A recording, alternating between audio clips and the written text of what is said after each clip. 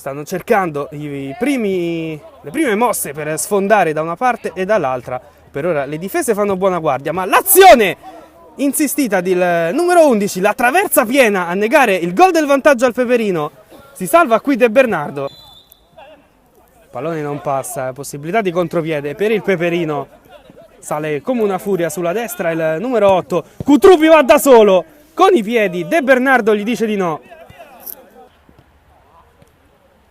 ma non riesce a tenere per tanti secondi il possesso del pallone il Peperino in questa ripresa.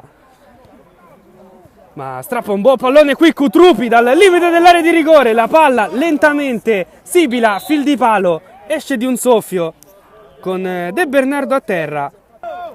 Giusto da due uomini riesce a mantenere il possesso palla, ad allargare il gioco per il numero 22 che dall'area di rigore la mette in mezzo, mette a sedere un avversario Cutrupi e arriva il gol del Peperino che dopo aver ordinatamente difeso sul tentativo di assedio della squadra ospite trova alla prima vera occasione della ripresa il gol del vantaggio.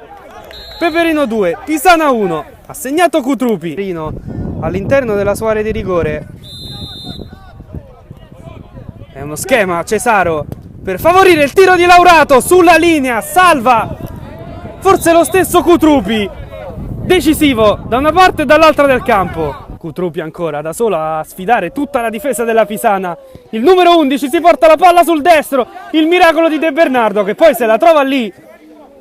Grande azione ancora del numero 11 del Peperino.